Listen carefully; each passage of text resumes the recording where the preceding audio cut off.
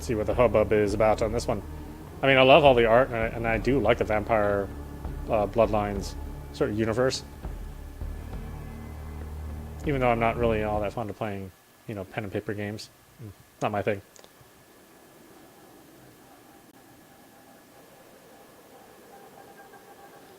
Welcome to my castle. Don't expect everyday logic to work here. It went out the window sometime after midnight. Maybe earlier. My kingdom is not of this world, you see.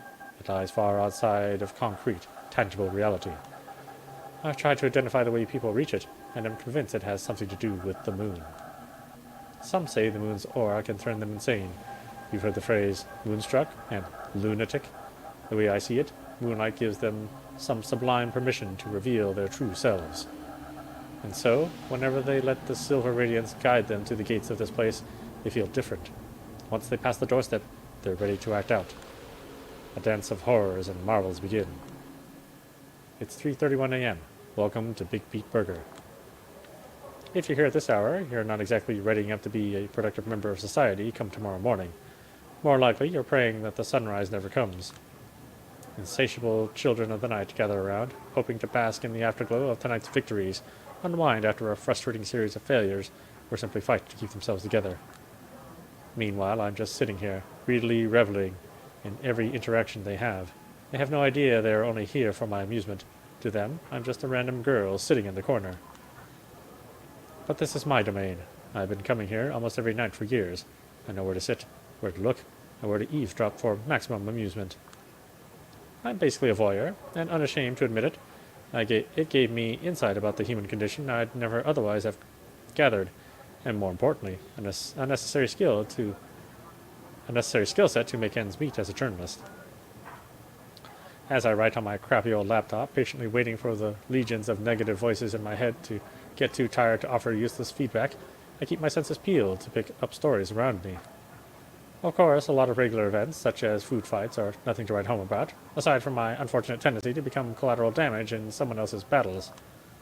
Up to this day, I've had to wash my clothes because of Coke, Diet Coke, hot coffee, apple pie, and some sort of improvised honey mustard bomb. Every stain tells a different story. Sometimes this hobby is exhausting, sometimes it's disturbing, sometimes it's dangerous, although not as risky as back when I was carrying pepper spray. Still, the sights I've taken in over the years here have made it absolutely worth it. I've got so many stories I don't know where to begin.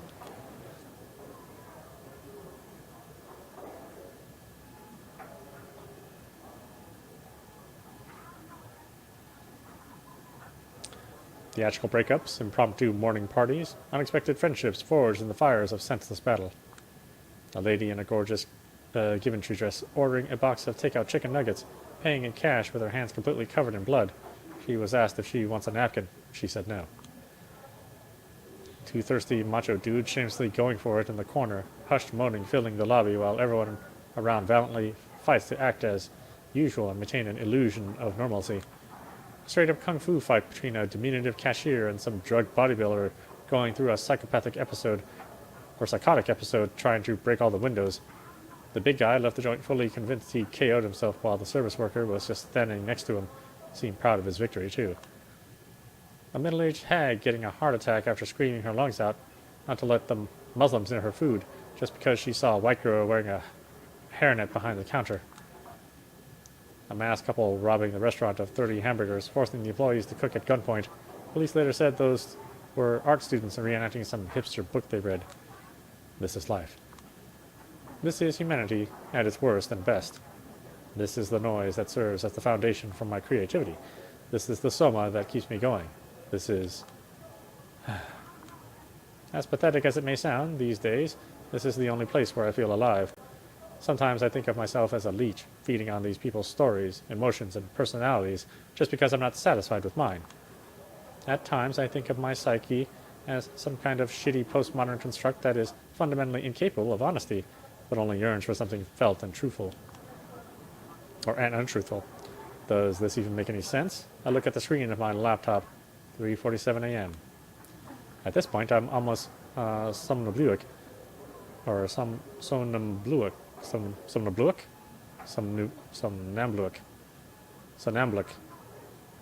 Somnambulic sounds right. But nothing interesting has happened yet. Feels like all the customers are watching each other tonight, hoping for the others to provide a fun diversion.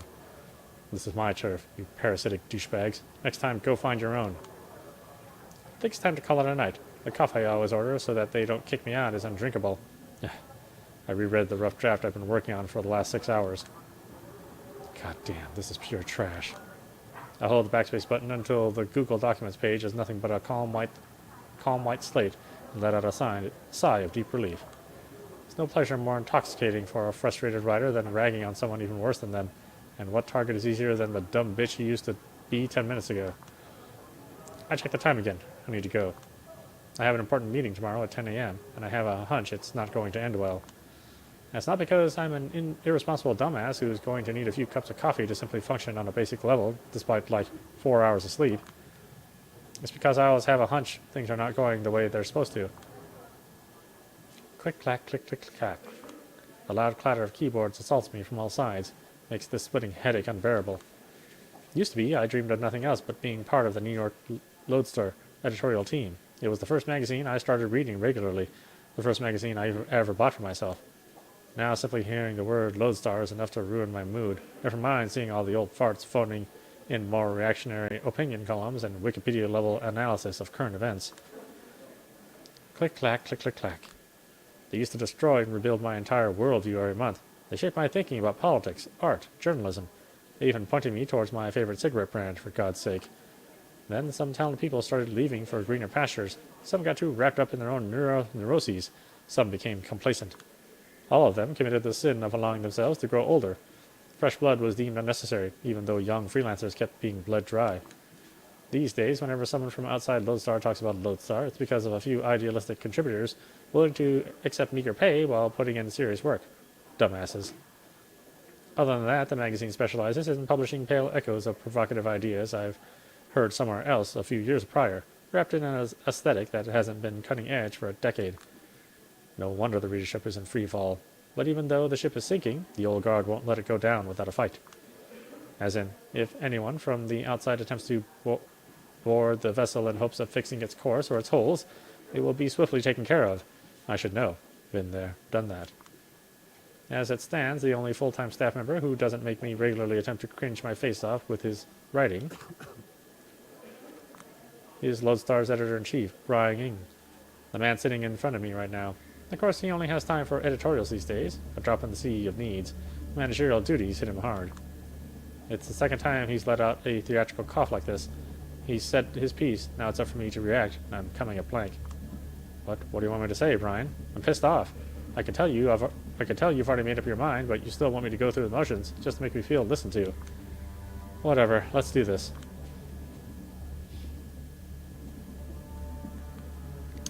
Brian, the guy is guilty of major fraud. The man is a sexual harasser, Brian.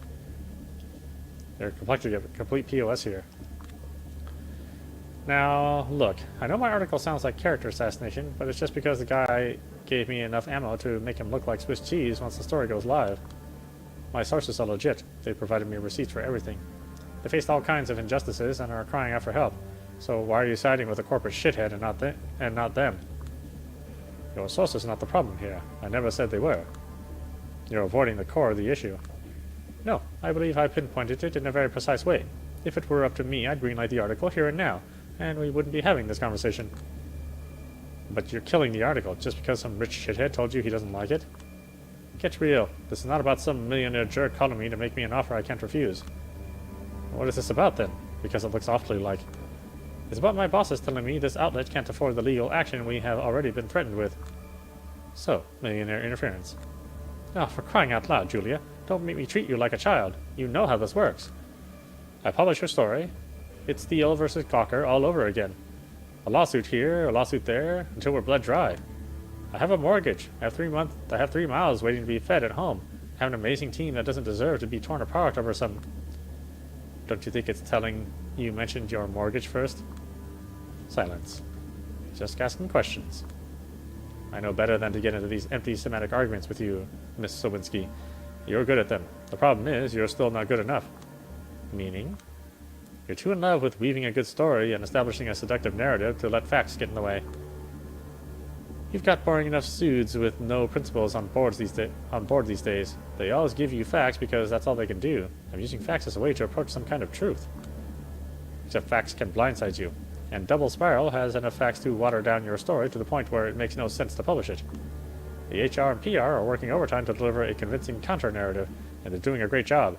Won't mitigate the damage completely, but it will put every little thing in question. Jesse Montgomery is a racist, a fraud, a sexual predator, and a downright satanic fuckhead. Julia. Let me say it again. Jesse Montgomery is a racist, a fraud, a sexual predator, and a downright satanic fuckhead. You personally believe it or not? This is not... You've listened to the tapes, you've read the transcripts, you've seen the documents, you've got the files. I'm asking for your personal opinion. Do you believe it or not? Click, clack, click, click, clack, clack. Of course I do, but that's beside the point. It's not. Look, how about I just say it out loud and save us both some time? We're not having this conversation because there's an actual conversation to be had. You set up this meeting knowing very damn well that there's only one way it's going to end. You got a mortgage and 3 mouths to feed. You prioritize the well-being of your direct surroundings over some nebulous concept of greater good. I get it, I really do. Yet for some reason it seems like you're only prolonging this conversation and rationalizing your decisions so that I forgive you? Officially exonerate you? I'm not the bad guy here, Julia.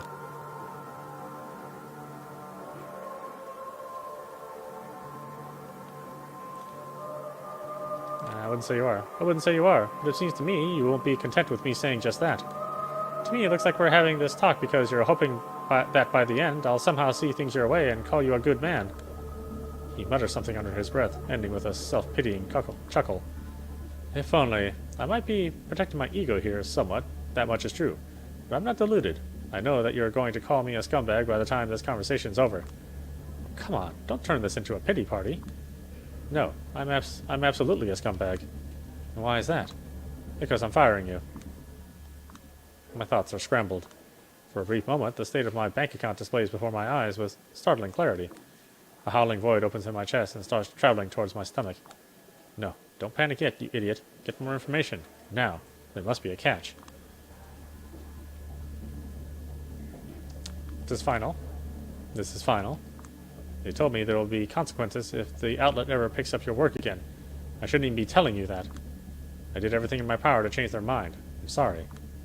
They? What they? Who is they? He glances left and right and then points upward for a short moment. When he speaks up again, it's in a hushed voice. You know, the big kahunas. Can't really question them, and they wanted your head on a silver plate. He's not looking me in the eye. You're not joking. I would never joke about stuff like this. It's real. Fucking hell, it's real. Damn it, damn it, damn it, damn it, damn it, damn it, damn it, all to hell! All these years, all this grind, all my plans, and for what fucking asshole, you know, I deserve better, and I always deserve better, and it always ends with me going down the drain, back to the sewers, fuck! No. Take a few deep breaths. Don't lose the plot now. Keep yourself together, you idiot. The moment you show weakness, they go for your throat. Get back in control. You can't do this. I wish I didn't have to, but it's a lost cause. No, I mean, it's impossible. Julia, you can't fire someone who's never been fired in the first place. It takes him a few seconds to put on his, oh, I get it, face, let out a troubled gasp and start massaging his temples. Lodestar has been my biggest source of income for the past few years, that much is true, but technically nobody has ever hired me here. It's all freelance jobs. A full-time position only served as a kind of dangling carrot, the promise of a decent pay grade, career perspective, maybe even some kind of insurance to save my failing health. And the recognition I would get for being part of the Lodestar team, a position that everyone around me seems to respect, aside from me. Then why did I want it so much? There'll be a time to mourn what could have been. For now, I should act like I don't care. You know what I mean. If I let you work, even under a fake name, it would be a guillotine for me. This is ridiculous. You know I'm going to start shopping the story around the second I leave this room, don't you? Of course I know. I told him. Any response? Let us worry about that. Well, that doesn't sound ominous at all. Click, clack, click, clack, clack. I do wonder if I could get accustomed to one of these loud mechanical keyboards some people here love to use. Whenever I did my work in here, I still expected to bring my own crappy laptop and sit close to the lobby. I was on the outside, no matter how hard I tried to break in. A vibration in my back pocket feels like a bad omen. I decide to ignore it for now. I've been working on this fucking story for, I don't know, 16 months on and off. I know. You kept cheering me on. I know. We haven't even agreed on the pay I'd receive. I know. I'm 2 months behind on my rent. No, wait, 2.5. I catch him off guard. He is momentarily taken aback and then gives me an empathetic stare. Don't you look at me this way. You don't have the right. I didn't know. Well, now you do. Look, if there's anything I can do to help. If you can't tell your boot kahunas to fuck off, I don't think there's a single thing. Julia. I pull out a smoke and light it up. Gotta get back in control. Please don't do that. There's a smoke detector here. No worries. Nick turned it off a few weeks ago. Probably the most creative thing he's done in the past 5 years. Good old Nick. The perfect 21st century cinema reviewer. Never has an original thought of his own. Just relies on his purely algorithmic taste to stay likable. And the best thing is, it works. Funny, I used to dream about his job. It was Brian who killed his dream, making me realize Nick won't be unseated anytime soon, and offered to teach me the ways of an investigative journalist instead. Wasn't the career I ever wanted to pursue, but to my dismay, it turned out to be surprisingly, it wasn't the career I ever wanted to pursue, but to my dismay, I turned out to be surprisingly good at it, until this Montgomery thing happened. Serves me right. Lessons learned. Should have pursued my dreams instead. Stop it. Nicholas is a good friend, a respected critic, a member of my team, and put out that smoke. People tell me I let you step all over me. Why do I even let you act this way? Because you once told me honesty is the most important in a mentor-student relationship, and that it works both ways, and because I thought we were friends. Okay, this is still kind of loud.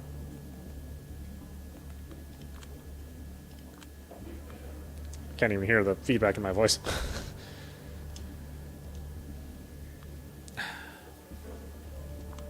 He bites his lip and stares sideways to avoid my eyes. At the end of the day, bosses aren't friends. Must have been a terrible mentor if I didn't even teach you that.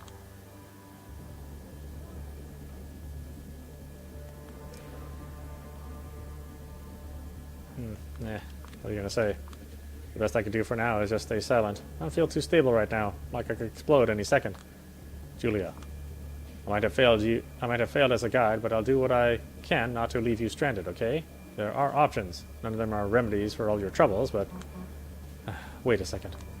Another vibration in my pocket. Another foreboding feeling. This time I reluctantly take the smartphone out of my pocket.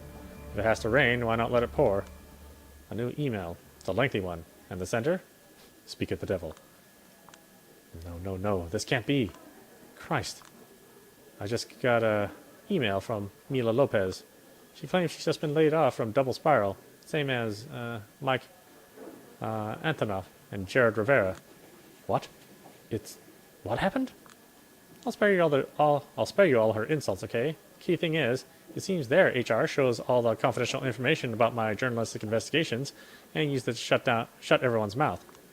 Hell, apparently Montgomery walked up to Lopez as she was emptying her desk and told her to thank me for being a, quote, dumb and careless cunt. Ryan goes pale. I think he has a very good reason to. You fucking scumbag. You outed my sources? What? What? Of course not. What are you even saying? Oh, don't you play coy. It must have been either you or me, no one else. And you know the way I work. My investigation was basically untraceable, both on and offline. Carefully picked meeting spots, encryption upon encryption. Every direct quote rewritten 5 times, just in case. All sorts of red herrings scattered around. I know my shit. You know I do. And this timing? Did you just pass a flash drive to your beloved big kahunas during a meeting as a sign of goodwill? Look, I get you're upset. But why don't we talk through this? Why don't we talk this through calmly?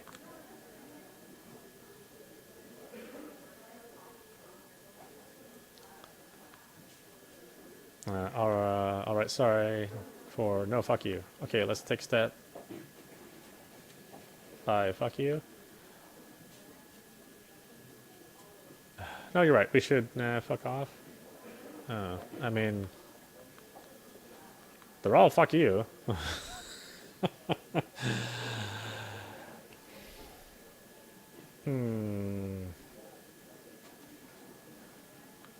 Alright, sorry for no fuck you.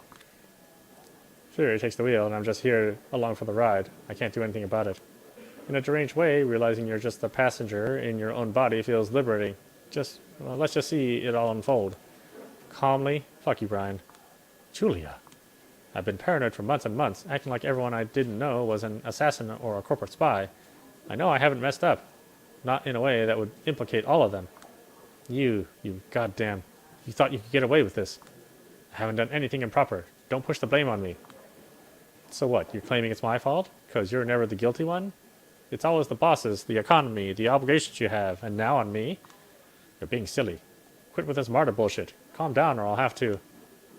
You immoral shithead. You motherfucking... Calm down for God's sake. And so it goes. I yelled out a lot of words I wanted to say for a long time, but held back. I'm feeling a lot of insults I've been workshopping for years, hoping I'd never use them. I break a few things. At times, for a split second, I see pity in somebody's eyes. It's gonna haunt me for a long time, but in the heat of the moment, I don't care. These people. No, this company has nothing left to offer me, so at least let me take this catharsis. In the end, a security guard has to escort me out of the building, and that's the end of my journalistic career. I just feel like my world has crumbled into nothing. I mean, you have every right to. Like, Jesus, if I were you, I would have already broken down in a sobbing mess. I'd love to, but I'm on the subway. Far too proud to cry in public, even now. And? It's stupid, but I feel like someone out there keeps destroying everything I hold dear, just to see my reaction. Like it was a prank show and somebody was waiting to record me crying. So, out of sheer spite, I'm doing my best not to cry. Fuck you, whoever and wherever you are. This is the most Julius Sawinski thing I've heard. Spite as the greatest motivator, huh? I'm not feeling particularly motivated to do anything right now, to be honest. I just want to stay in my bed until my shithead landlord calls the cops to forcefully evict me. Not surprised? Shit.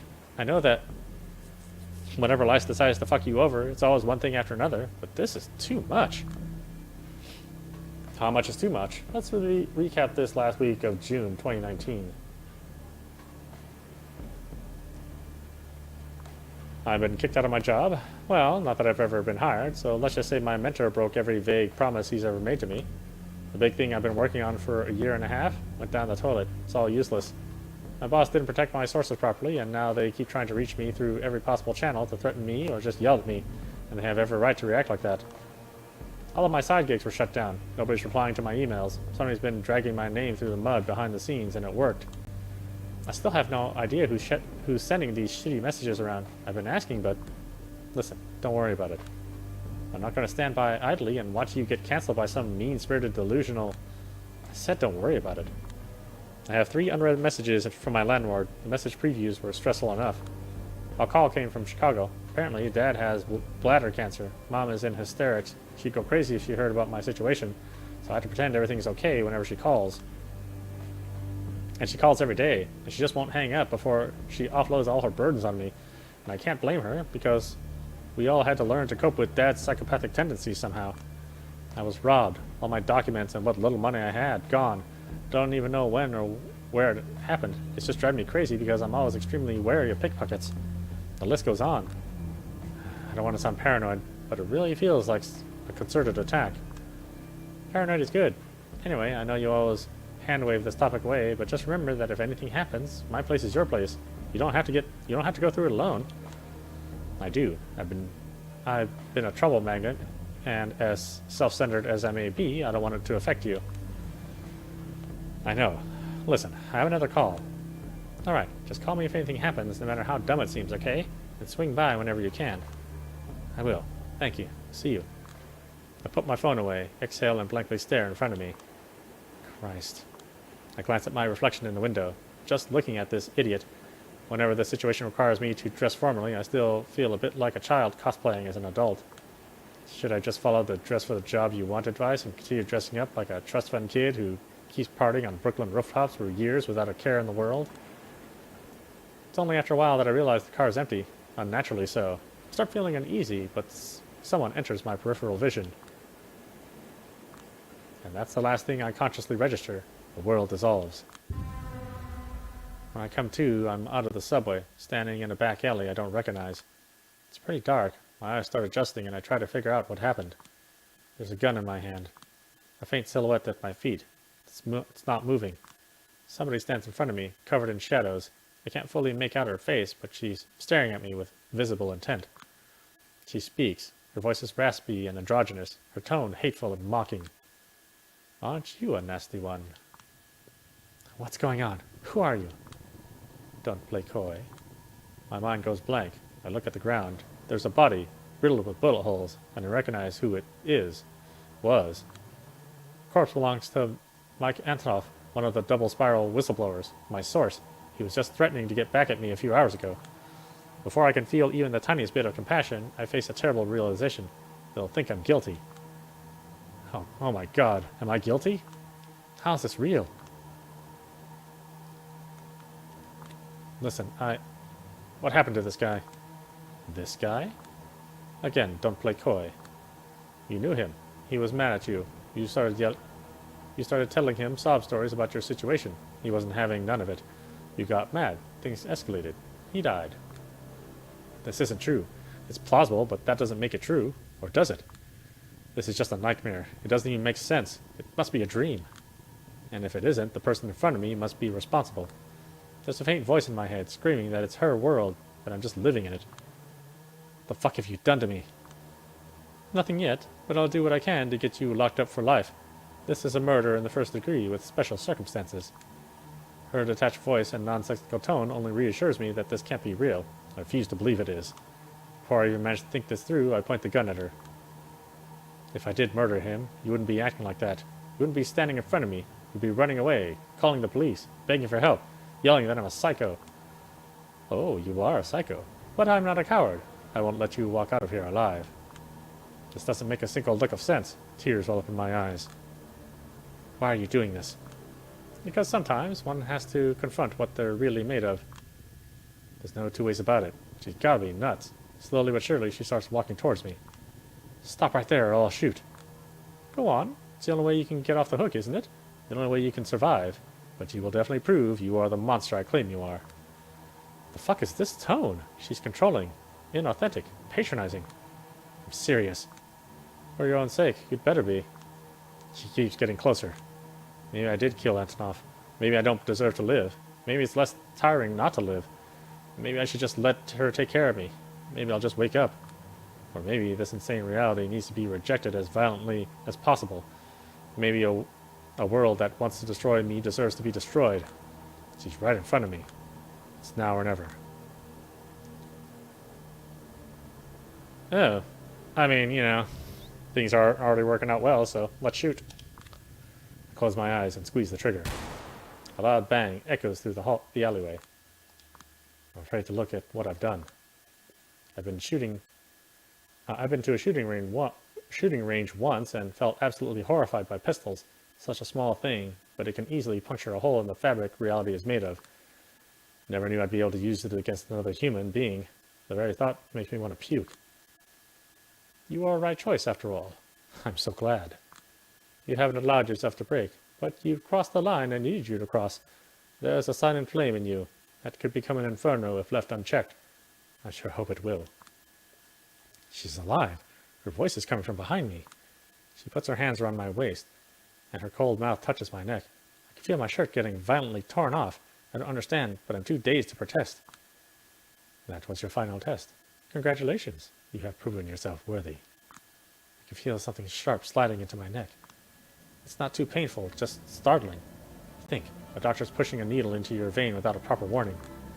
And then it hits me. Pure bliss. The dopamine receptors I've considered completely fried until now suddenly recover and start bombarding me with pleasure I've never known before. I finally let the tears go. They come flooding. They've been waiting for years. It's such a relief.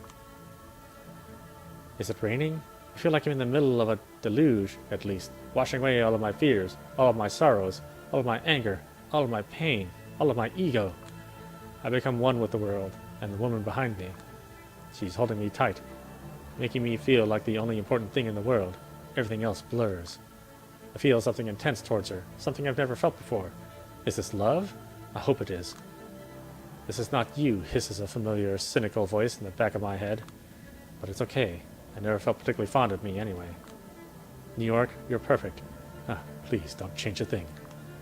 He who laughs at the shadows always has the last laugh. Hallelujah, praise be. When everything is cliche, nothing is. Isn't that the ever-distant utopia I've been chasing all along? People on the other trains? Hope you're doing fine. God, shut up. Just enjoy it. You finally understand. She's making love to me. She's giving birth to me. She's burying me.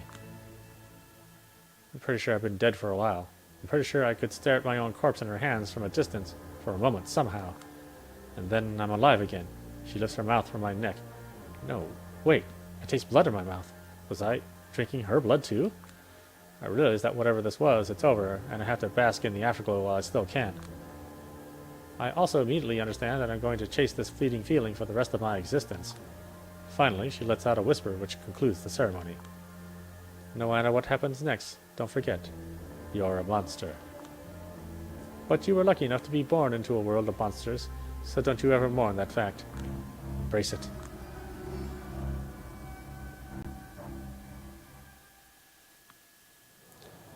Once again, I find myself in Big Beat Burger. Familiar surroundings, faces I recognize, mood, same as it ever was. Still, I process it in an entirely different way. It all frustrates me now, or, more precisely, it makes me frustrated with myself. It's like I'm clinging to the remnants of a cocoon I've outgrown. It's the same with these cigarettes. I don't need them anymore, so why do I keep holding on to them? Fucking hell. It's like I refuse to accept that I'm something better than I used to be. A vampire. Just 2 nights ago, I met Karen. She embraced me, by which I mean turned me into a kindred. She calls herself my sire, and me, her child. Last night she taught me the basics of survival, drinking blood, manipulating humans, bending steel, controlling shadows. Tonight I expected more lessons. Instead she just told me to go out and enjoy myself. What's the catch, I asked, to which she responded, I might kill you if you prove to be a disappointment. There are a few rules. I have to uphold the masquerade. I can't contact anyone I knew as a human. I can't let anyone realize I'm not human anymore. I can't embrace anyone, and so on. Otherwise, I'm free to do whatever I want, but for some reason, the first thing I did was come back here. Old habits die hard. Karen is probably watching me from somewhere even now. The way I understand it, tomorrow night she is supposed to introduce me to the Camarilla, a local society of vampires.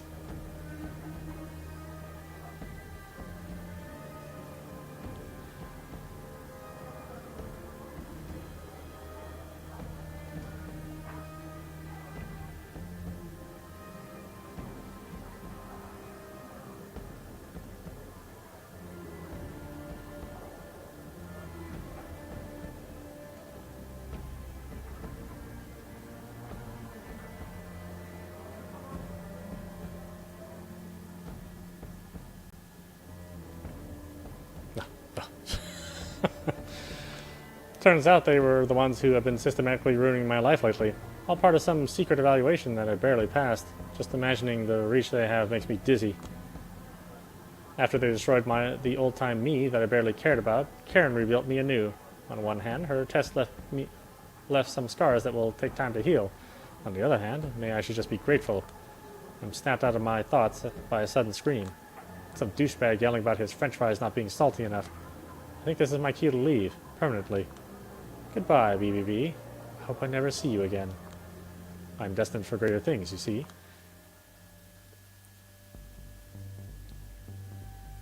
Okay, retributive justice. A meathead bully and his unfortunate victim.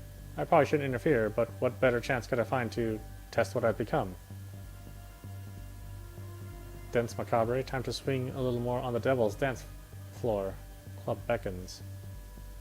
Oh, the risk of swiping right. This Tinder addict smells like a bit of a loser. I want to be intellectual, a perfect source of nourishment. Yeah, we have choices, I see. Interesting. Well, why don't we stop there, actually? This is audap. You've been watching Vampire the Masquerade Shadows of New York on Nintendo Switch. Once again, this is a standalone expansion to Coteries of New York. Strange enough, I actually like this quite a bit better. I mean, immediately it's much more intriguing.